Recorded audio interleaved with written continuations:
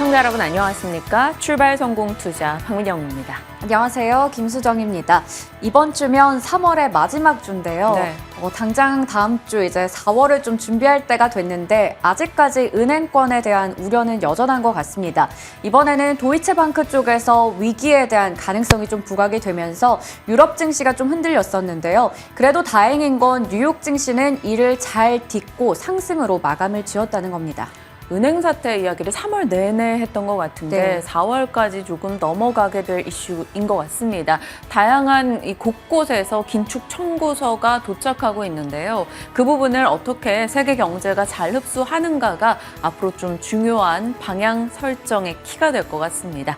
자, 주말 사이에 있었던 내용들과 지난주 금요일 내용 복귀하면서 이번 주 준비 저희와 함께 해보시죠.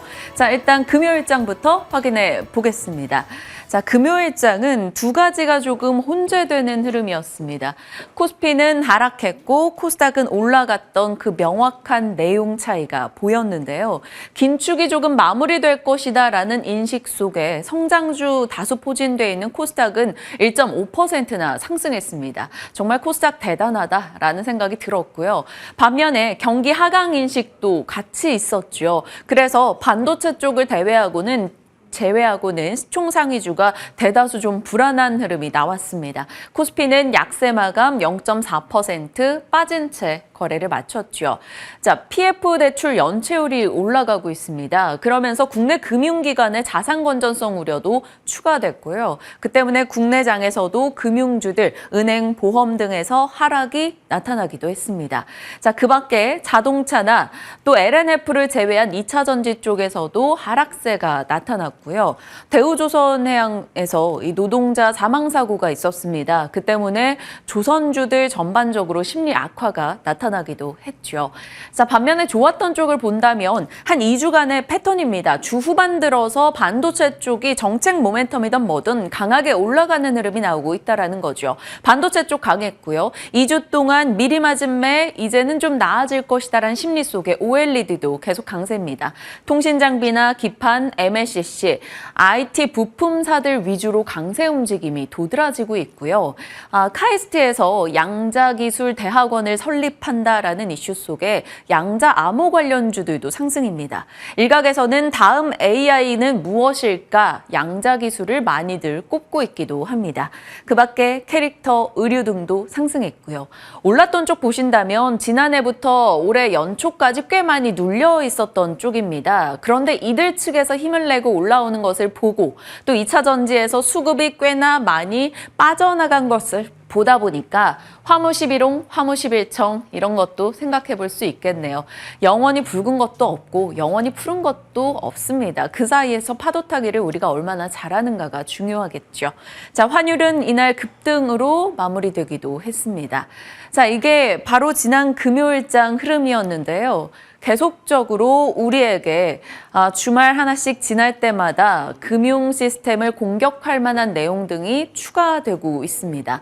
지난주 23일경부터 해서 지속 이슈가 되고 있는 부분인데요. 또 다른 긴축 청구서 바로 상업용 부동산이 되겠습니다. 글로벌 금융위기 이후 미국의 은행권에서는 상업용 부동산 대출을 꾸준하게 늘려왔습니다. 그런데 이게 코로나 시기를 지나면서 상업용 부동산 가치들이 떨어지기 시작했어요. 그러자 공실이 발생합니다. 코로나 시기에 재택근무 등이 활성화되면서 비어가는 도심이 늘어난 영향이 되겠죠. 자, 보시다시피 휴스턴이나 시카고, LA, 샌프란시스코 등등에서 짙은 파란색이 2019년도고요. 옅은 하늘색이 2022년도입니다. 해가 거듭될수록 이들의 공실률이 늘어난 것을 우리가 확인할 수 있죠.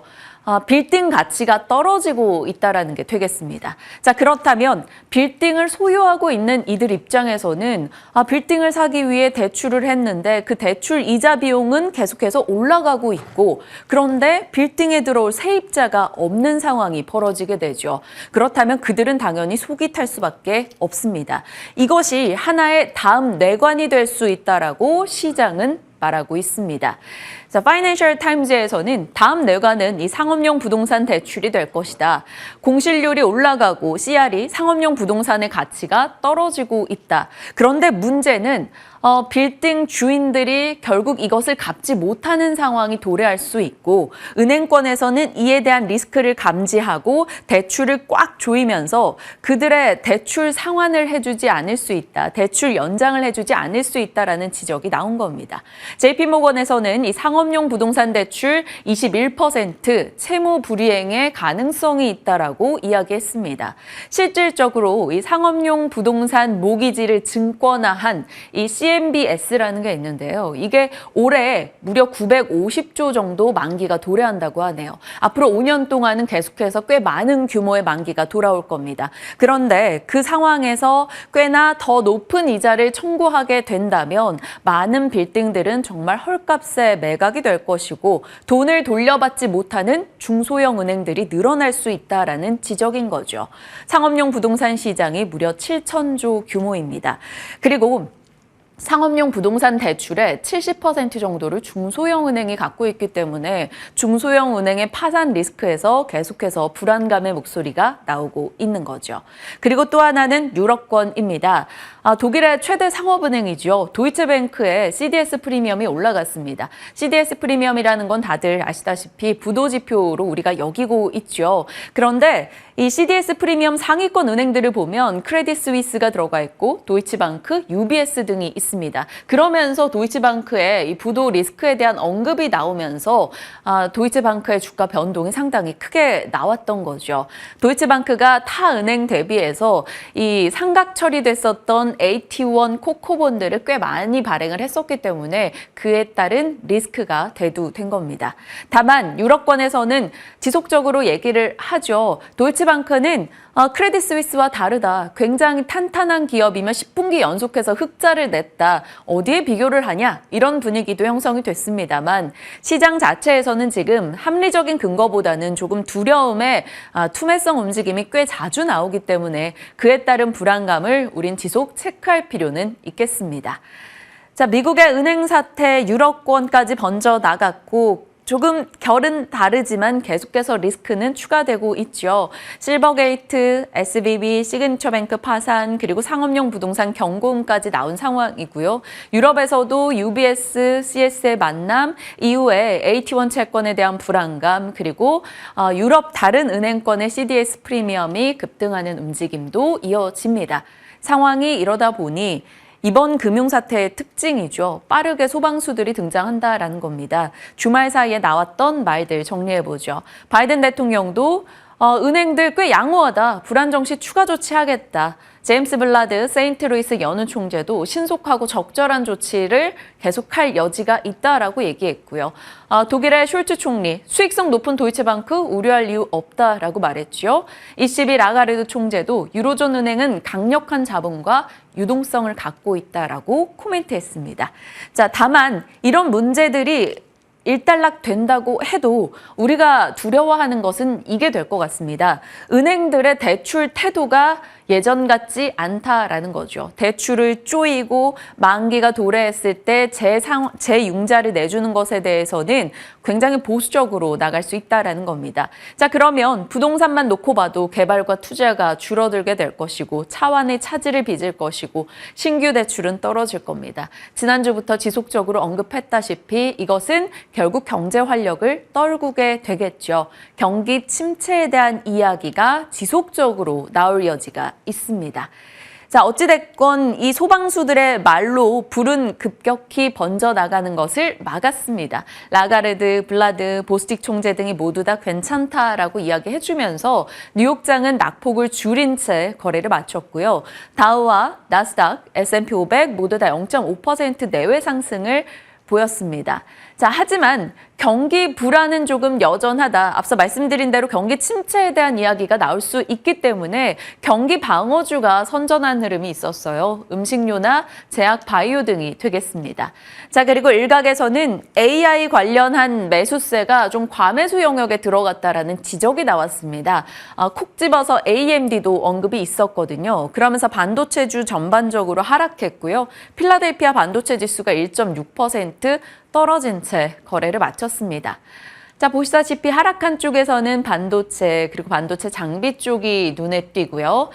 금융도 내려갔습니다. 경기 침체에 대한 리스크를 살짝 보여준 거죠. 반면에 오른쪽을 보시면 유틸리티 그리고 제약 바이오 쪽 월마트나 코스트코와 같은 방어주 성격의 종목들이 비교적 강했습니다. 공격보다는 조금 방어의 모습을 나타내고 있다는 점이 인상 깊었고요. AI에 대해서 조금 보수적으로 봐야 된다, 과매수 영역에 들어갔다라는 목소리는 있습니다만 생각보다 이 AI, 챗 GPT로 대변되는 이 시장은 더더욱 많은 이들의 삶에 침투되고 있습니다. 국내에서도 설문조사를 해보니 3명 중에 1명은 챗 GPT를 사용해봤다라고 이야기를 하고 있고요. 미국의 직장인들 중에 75%가 챗 GPT를 업무에 쓰고 있다라는 코멘트도 있었습니다. 빠르게 우리 실생활에 도입되고 있다는 것은 빠르게 발전할 여지가 있다는 게 되기 때문에 과연 AI 시장에 대해서는 뭐 주식이야 단기 과열일 수 있지만 우리가 관심을 끌 수 있을까? 결코 아닐 것 같다라는 생각도 같이 나눠보겠습니다. 자, 그리고 구리 이야기도 살짝 해보죠. 11월 29일에 구리에 대해서 조금 느리게 관심을 가지셔야 될 것 같다라고 전해드렸는데 이때 당시에 근거가 그거였습니다. S&P 글로벌에서 냈던 보고서 영향이었죠. 인류가 그동안 캐왔던 구리 양만큼을 앞으로 한 20년 동안 캐야 된다라는 겁니다. 왜냐하면 전 세계적으로 내걸고 있는 탄소 중립 목표를 달성하기 위해서 엄청난 구리 양이 필요하다라는 거죠. 그런데 우리가 구리가 어디로 가는가를 생각해 보면 배선, 저장, 전송, 분배, 산업 자동화, 전기차, 데이터 센터, 우리가 지금 그리고 있는 모든 미래에 구리 사용이 늘어날 수밖에 없다라는 거죠. 그런데 정작 구리는 채굴하는 방법이라던가 규제라던가가 많아지게 되고요. 비용도 늘어나고 있습니다. 그래서 구리 가격 상승에 대한 이야기를 S&P 글로벌에서 꺼내놓기도 했었죠. 태양광, 풍력, 배터리 저장, 전기차에서 구리 수요가 늘 수 있다는 점을 11월 29일에 언급했는데요. 구리는 지금 경기 침체를 또 반영하는 이 광물이기 때문에 침체 시에는 아마 구리 수요가 떨어질 수 있겠죠. 그런데 신재생 모멘텀을 생각하면 구리 수요는 늘어날 수밖에 없습니다. 그래서 침체와 신재생 사이에 조금 위치하고 있는데 올해 들어서 한 석 달간 구리 선물 가격은 30% 정도 올라왔어요. 그런데 이 트리피구라라는 프랑스계 원자재 무역회사에서는 앞으로 추가적인 상승이 충분히 있을 수 있다라고 얘기했고요. 12개월 안에 신고가 경신 가능성도 구리 가격 점치기도 했습니다. 2000년대에는 석유를 봤다면 2020년대에는 이제 구리를 관심 가져야 한다라고 이야기했고요. 미국에서 구리 관련주, 한국에서 구리 관련주, 구리는 결국 전선 쪽에 영향을 많이 주기 때문에 관련해서 전선주도 체크가 필요할 것 같습니다. 구리에 대해서도 한번 살피시고요. 주말 사이 나왔던 참고할 소식들입니다. 계속해서 이 삼성과 TSMC의 나노 경쟁이 이어지고 있습니다. 지금은 한 3, 4나노 가지고 경쟁하고 있는데 2나노 먼저 잡겠다라며 강경한 입장들을 취하고 있죠. 관련해서 이슈가 부각된다면 이쪽 종목이 움직일 여지가 있습니다.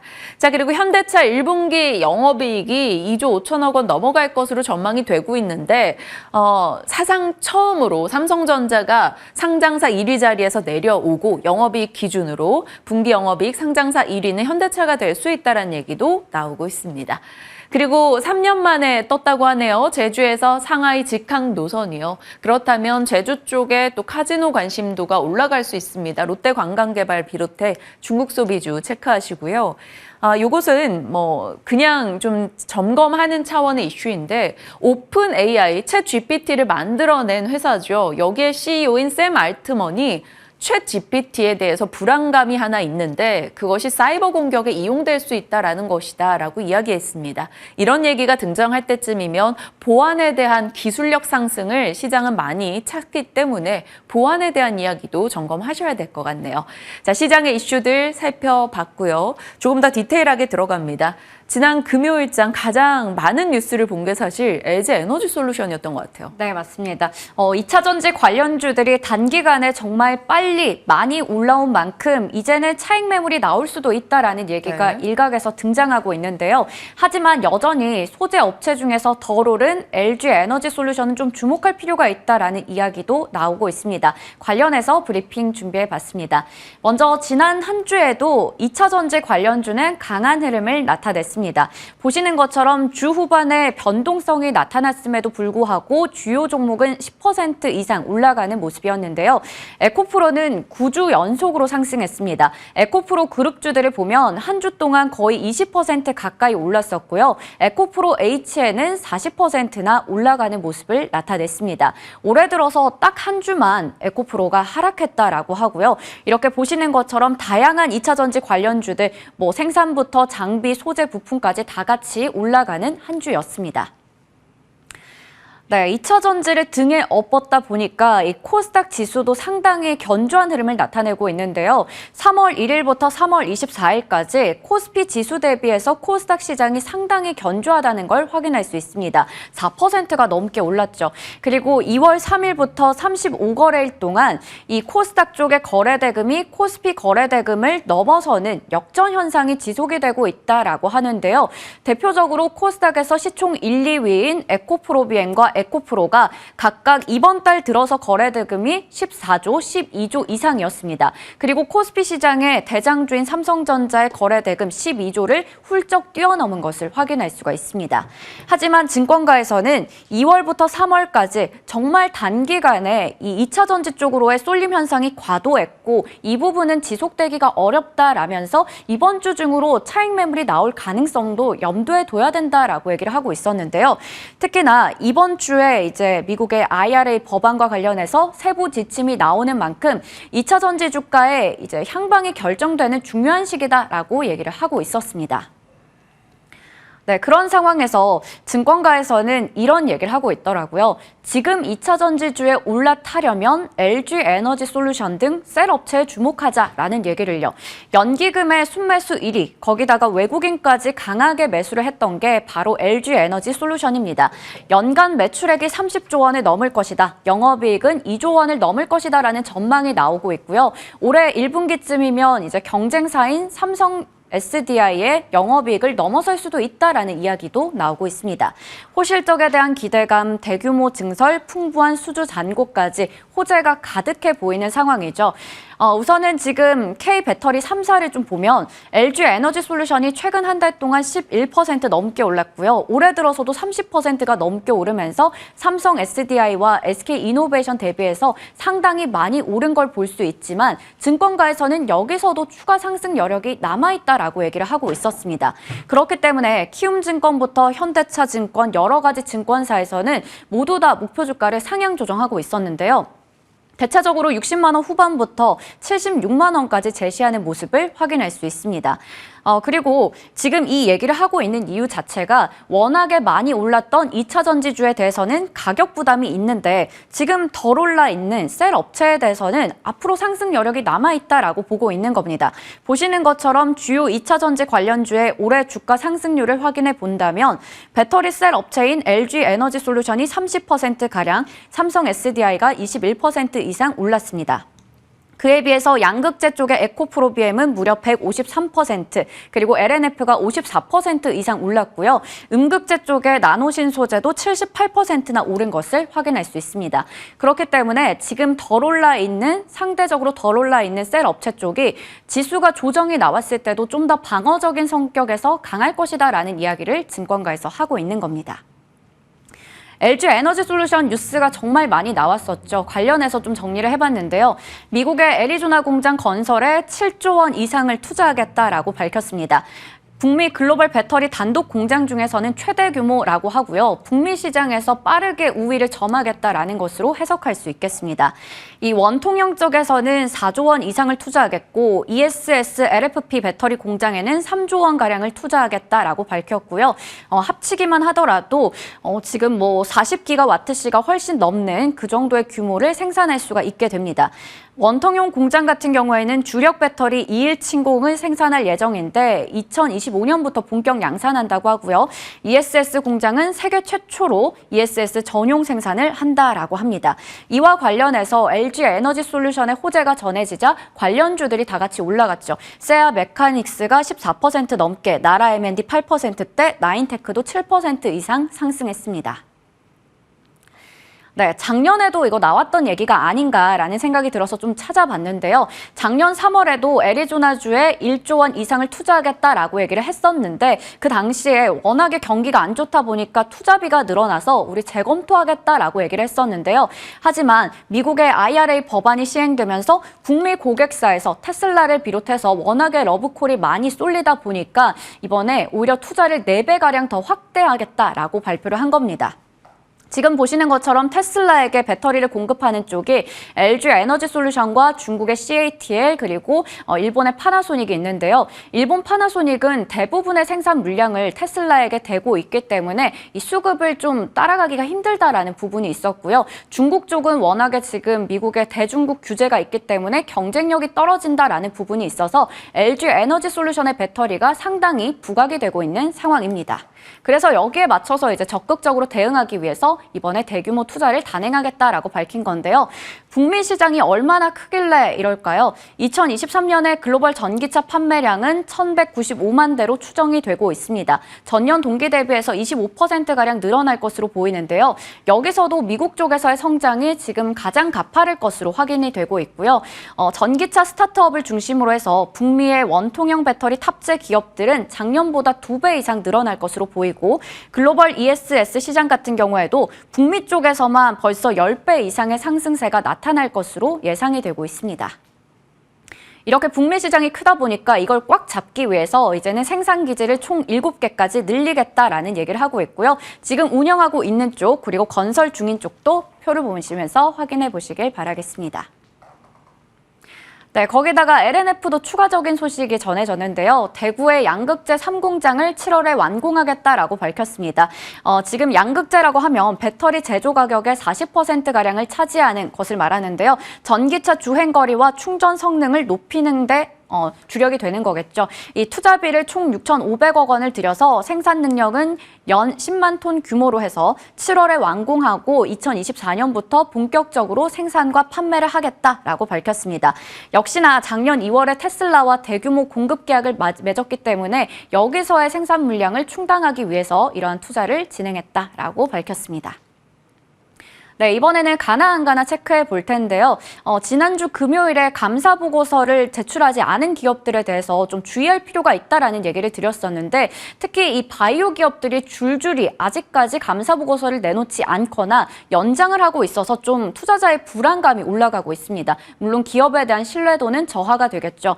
특히 뉴질랩 파마와 셀리버리 같은 경우에는 의견 거절이 지금 나오면서 상장 폐지에 사유가 발생했고요. 거래 정지에 들어가 있는 상황이거든요. 셀리버리 같은 경우에는 일단은 지금 사재 20억 원의 단기 유동성을 공급하고 회사가 가지고 있는 모든 유무형 자산을 조기 매각할 계획이다라고 얘기했고요. 이의 신청을 했기 때문에 당장의 상장 폐지까지 이어지진 않겠지만 좀 더 유의할 필요가 있어서 준비해 봤습니다.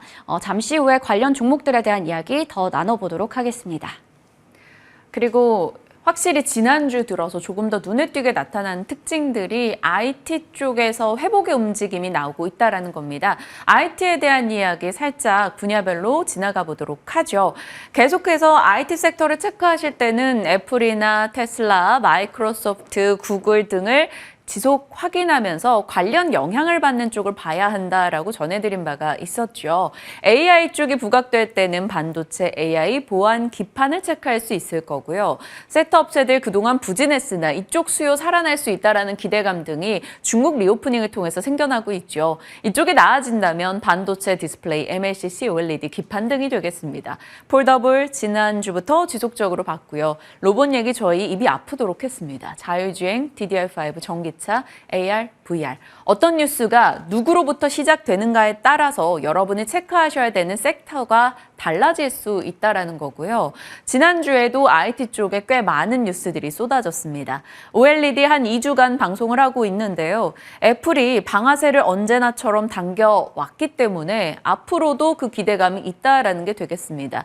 애플발 OLED 탑재 기기가 늘어나게 될 것이고 과거에도 그랬다시피 그렇다면 중화권도 그렇고 OLED 탑재율을 늘릴 수 있다라는 게 되겠습니다. 그리고 전장용 OLED 모멘텀도 안고 있죠. 거기에 주말에 또 추가된 소식입니다. 애플이 삼성에게 OLED 패널 1000만 대 혹은 1500만 대를 추가 요청을 했다라는 소식이 들려왔어요. 결국 하반기에 있을 신제품 출시를 앞두고 삼성에 대한 애플의 의존도가 더 올라가고 있는 게 아니냐라는 코멘트가 등장을 했습니다. 거기에 삼성과 LG, 디스플레이계에서 엄청난 치열한 경쟁을 펼치고 있는데 OLED 경쟁은 결국 OLED 쪽 산업 자체를 들어올릴 수 있다는 겁니다.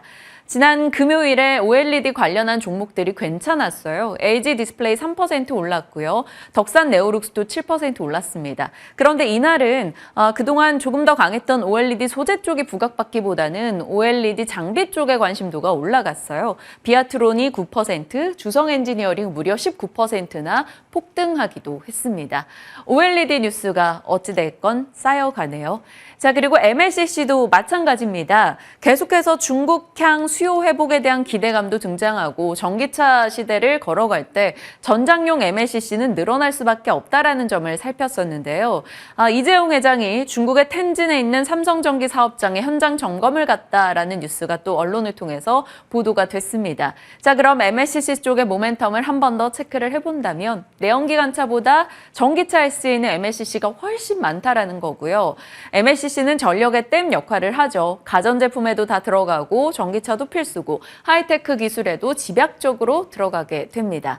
그래서 MLCC에 대한 관심도는 늘 있었는데 지난해도 그렇고 이 중국 향 이 수요가 받쳐주지 못하면서 좀 많은 부진을 겪었기도 합니다. 어찌됐건 3월 7일에 이 관련해서 IT 기기들 이제 낮아진 눈높이에 기회로 삼아보자 이런 코멘트도 같이 전했었는데요. 분위기가 조금 나아지는지 일단 지난 금요일에는 다 같이 올라줬습니다. MLCC 쪽 종목들 상승이 보였고요. 스마트폰의 프리미엄 전략 속에서 결국 OSI 종목들도 강세 움직임을 나타냈죠.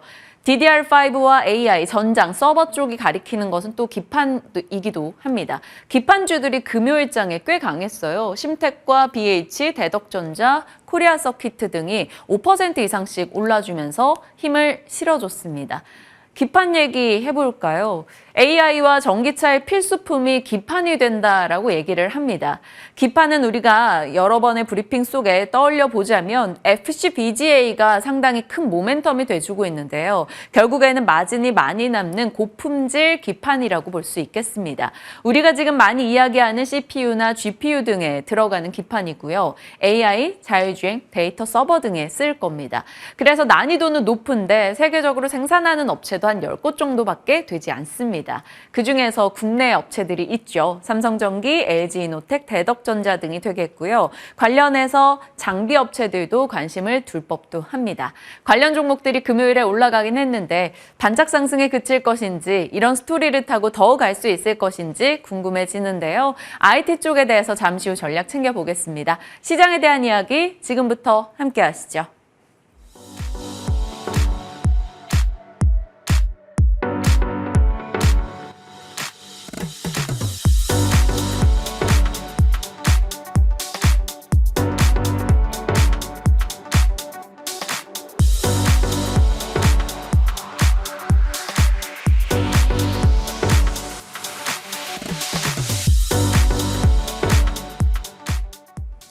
시장에 대한 전략 유창희 대표와 함께합니다. 대표님 어서 오세요. 안녕하십니까. 주에 하나씩 무슨 이슈가 터지는 것 같아요. 뭐 도이치방크 이슈는 살짝 일단락은 됐습니다만 미국의 상업용 부동산 이슈도 그렇고요.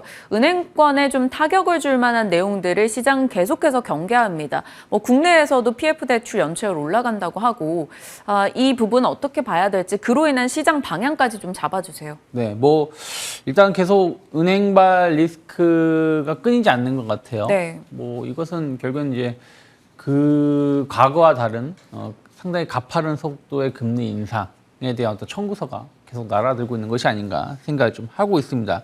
뭐 처음엔 SVB 사태, 그 다음에 크레딧 스위스 지난주죠. 그리고 지난 금요일 같은 경우는 또 항상 금요일에 이런 이슈가 나오다 보니까 또 도이치뱅크가 또 문제가 되지 않겠느냐.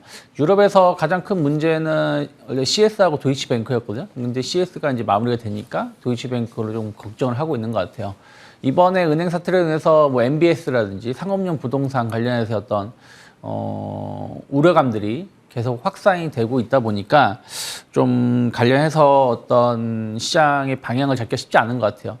요즘에는 안전자산이라고 불리던 뭐 채권 이런 것이 위험자산이 돼버렸고 최근 2, 3주 사이에는 위험자산이라고 불리던 비트코인이 오히려 안전자산으로 맞아요. 좀 분리가 되면서 이번 사태로 인해서 비트코인이 거의 뭐 70% 가까이 상승을 좀 하기도 했습니다. 그래서 참 무엇이 맞는지는 잘 모르겠습니다만, 그러니까 명확하게 지금 이거 현재 상황에서 엄밀히 따지면 증시는 빠진 게 없어요. 오히려 SVB 사태 이후로 증시가 그 회복을 했거나 조금 더 높은 위치에 놓여 있는 부분들이 좀 있어서 이런 것도 참 과거와 좀 다른 모습인데 전 여전히 대형주에 대해서는 좀 보수적으로 봐야 된다. 그러니까 그래서 주식 비중은 100%로 높이기는 여전히 부담되다 생각하고 있고 종목별 장세는 계속 진행될 수밖에 없지 않을까. 그 안에서 계속 투자 수익률을 구하기 위한 좀 빠른 매매는 진행될 가능성이 높기 때문에 이번 주도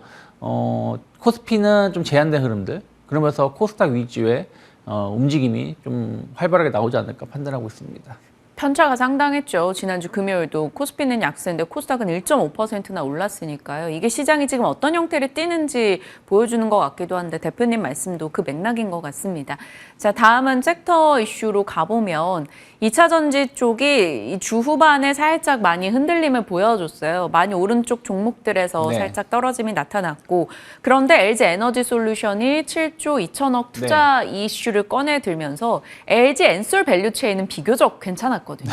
어떻게 봐야 돼요? 뭐 계속 투자가 나온다라면 그러니까 예를 들어서 삼성 SDI가 투자를 하겠다 그러면 관련된 기업들이 움직임이 나왔고 네. 뭐 SK가 투자를 한다라면 관련된 기업의 움직임이 나오는 것처럼 또 지난주에는 LG가 계속해서 좀 공격적인 투자를 하겠다라는 의지를 보여줬죠. 애리조나의 원통형 ESS, 뭐 LFP 배터리 공장 추진을 하겠다고 할 거고요. 앞에서 말씀하신 것처럼 한 7조 2천억 정도, 총 43기가와트급으로 북미 시장으로 치면 최대 단일 기업으로는 독자적으로 투자를 하는 것이 아닌가 좀 평가를 받고 있습니다. 뭐 앞으로 글로벌 배터리 시장이 한 322조 정도로 성장할 것으로 평가를 하고 있고 거기에 대해서 선점을 하기 위해서 어쨌든 지금 중국을 제외하고는 점유율이 좀 둔화되고는 있습니다만 삼성, LG, SK가 상위권에 놓여 있기 때문에 그런 부분들에 대해서 계속 좀 선도해 나가고자 하는 부분인 것 같아요. 다만 이제 이게 주가로 봐야 되는 거 아니겠습니까? 예를 들어서 뭐 에코프로라든지 에코프로 BM 뭐 거침없는 상승을 계속 이어왔었고 나머지 뭐 금양이라든지 뭐 폐배터리도 뭐 만만치 않은 상승을 보여줬습니다. 그런데 셀 업체의 주가는 그만큼의 움직임을 보여주지 못했어요. 그러면 고민을 좀 할 필요가 있죠. 앞에서도 말씀하신 것처럼 소재 부품에서 셀로 갈 것인지 아니면 셀이 못 갔기 때문에 소재 부품이 올라가는 게 한계가 있다라고 봐야 될 것인지 조금은 고민이 있다라고 판단하고 있고 다만 이번에 투자 소식이 나온 부분들에 대해서는 시장에서 좀 긍정적인 평가를 한다라면 주가는 조금 제한된 것이지만 반등세가 이어질 가능성을 좀 대비할 필요가 있다. 그래서 단기 목표가는 전 60에서 65만 원 정도는 조금은 유지를 하고 있는데 이게 현재 가격 기준으로 봤을 때는 엄청 높은 가격대는 아니기 때문에 좀 흐름을 보면서 그러네요. 접근을 하는 게 맞지 않을까 판단하고 있습니다. 사실 지금 그렇잖아요. 한 번의 트리거입니다. 이게 상승할 때도 대장주가 치고 나가주면 다른 종목들이 같이 가는 거고 떨어질 때도 무언가의 불안, 문제아가 등장을 하면 네. 다 같이 내릴 여지도 있다라는 거죠. 그 가운데서도 그 변동을 안고 가더라도 LG 엔솔은 그나마 나은 선택지인가요? 뭐 저는 삼성 SDI 좋게 보고 있고 만약 삼성 셀 업체를 SDI. 본다라면 그다음에 LG 에너솔루션도 같이 갈 수밖에 없지 않을까 좀 판단하고 있습니다. 네, 알겠습니다. IT 쪽 가볼게요. 2차 전지 쪽에서 자금이 나온다면 어디로 갈 것인가? 시장은 지금 그걸 보고 있습니다. 그중에서도 하나의 후보군으로 거론되는 게 반도체와 같은 IT 기기 쪽도 포함이 되는데요. 기판, OLED, MLCC 다 같이 눌려 있었던 만큼 조금씩 나아지고 있거든요. 여기서 정말 좀 괜찮아지겠다라는 감이 오는 종목이 있을까요? 뭐 일단은 그 중국 지준율 인하가 아무래도 내구재 쪽의 수요 그 회복이 좀 둔화되다 네. 보니까 그것을 좀 살리기 위해서 좀 강하게 좀 진행을 좀 하는 것 같아요. 뭐 그 아침에 나온 뉴스를 보면 뭐 진동인가요? 아무튼 대규모 보조금 얘기를 해주면서 그 온라인 매출이 나쁘지 않았다라는 소식도 좀 나오고 있고요. 그래서 이런 부분들은 또 국내 IT 업체들 특히 부품 업체들한테는 좀 긍정적인 소식이 될 수 있지 않을까 생각을 좀 하고 있습니다. 그리고 이제 뭐 OLED 같은 경우는 한 달 전인가에도 한번 이슈로 말씀을 드리긴 했었는데 OLED 패널 적용되는 제품들이 많이 늘어나고 있죠. 노트북 같은 경우도 LCD냐 OLED 패널이냐에 따라서 가격이 최소 뭐 50에서 많게는 100만 원 이상 차이가 납니다. 네. 그리고 스마트폰이라든지 태블릿 PC, 특히 애플이 이제 OLED 패널을 적용을 많이 한다고 하지 않습니까? 그래서 OLED 패널 같은 경우는 뭐 올해 같은 경우는 작년 대비해서 한 10%에서 20% 정도 증가할 것을 평가하고 있지만 내년에는 거의 뭐 한 2배, 거의 3배 가까운 성장률을 보여줄 것으로 평가되고 있어요. 그러면서 계속 꾸준하게 한 15에서 20% 이상 태블릿 PC 시장에서는 성장을 할 것으로 평가되고 있기 때문에 이 부분이 조금 우리나라 업체들에 대한 좀 기대감을 가져갈 수 있지 않을까 판단을 좀 하고 있고요. 그리고 이제 앞에서도 말씀하신 것처럼 전기차 판매가 늘어나면서 MLCC 수요도 엄청나게 늘어나고 있다는 것이죠. 그러니까 이 모든 것이 다 조금은 아우를 수 있는 기업들을 좀 보신다라면 네. 뭐 삼성전기 같은 경우는 뭐 MLCC라든지 뭐 기판 이런 부분들, 뭐 AP 시스템은 OLED 쪽, 그리고 코세스 같은 경우도 같이 좀 구분을 해서 그전에도 뭐 몇몇 뭐 선희 시스템이든 몇 개 기업 말씀드렸습니다만 네. 또 새로운 기업들이 계속 좀 관심 있게 볼 수 있지 않을까 판단하고 있습니다. 기존의 종목을 반복하시기보다는 또 그 분야 내에서 다른 종목으로도 대안을 계속 찾아주고 계십니다. 삼성전기, AP 시스템, 코세스도 저희 기억해 볼게요. 자, 창의스픽으로 가겠습니다. 반도체 업황 불황 속에서 빛나는 차량용 반도체 살펴보겠습니다. 차량용 반도체 혹은 뭐 전력 반도체 이런 쪽도 꾸준히 좀 언론에서 보도도 네. 되고 관심도도 높여가더라고요. 네. 제가 지난주에 반도체 관련해서 좀 지켜보자. 뭐 2차 전지라든지 로봇에서 반도체로 자금이 좀 이동될 수 있다라고 말씀드렸었고 반도체 관련된 기업들이 나쁘지 않았습니다. 네. 언급해드린 기업들도 많이 올랐는데 저는 어쨌든 반도체가 여러 가지 있지 않습니까? 뭐 아까 MLCC도 뭐 반도체에 뭐 포함되겠습니다만은 만약에 DDR5든 뭐 파운드리든 뭐 차량용이든 본다라면 전 차량용 반도체가 제일 주목을 받을 수 있지 않을까 판단하고 있습니다. 왜냐하면 지금 고금리가 장기화되고 있고 또 금융 경색으로 인해서 경기 침체가 온다라고 다들 갑자기 뭐 한 2, 3주 만에 뷰가 바뀌는 것처럼 시장에 대해서 판단이 쉽지 않다라는 것이죠. 그러면 저는 그렇게 생각을 좀 하고 있어요. 그동안 삼성전자 하이닉스가 다음 분기, 다다음 분기 뭐 이런 식으로 업황이 바닥일 가능성이 높다라면서 실적이 안 좋게 발표하면서 주가는 튀어 올라왔는데 업황이 바닥일 가능성이 높지만 V자로 회복하는 게 아니라 L자로 옆으로 가버린다라면 주가는 그렇게 쉽지 않을 것 같다 생각을 좀 하고 있어요. 하지만 앞으로 미래 시장을 선도하기 위해서 투자는 계속 한다라는 것이죠.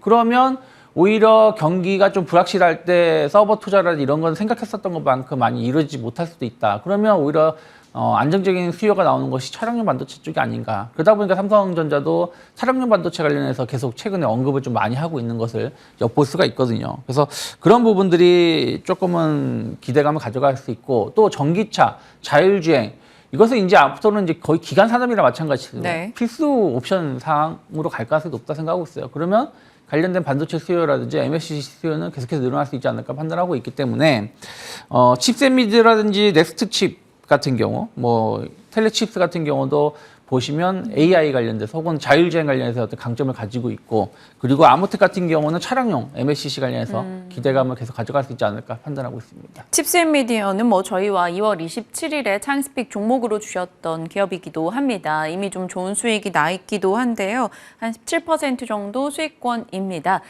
그 밖에 차량용 반도체 관련주 어떤 걸 봐야 한다 코멘트 잡아주셨으니까요. 확인하시길 바랄게요. 자, 시장과 각 섹터에 대한 전략 챙겨봤습니다. 유창희 대표와 함께했습니다. 고맙습니다. 고맙습니다.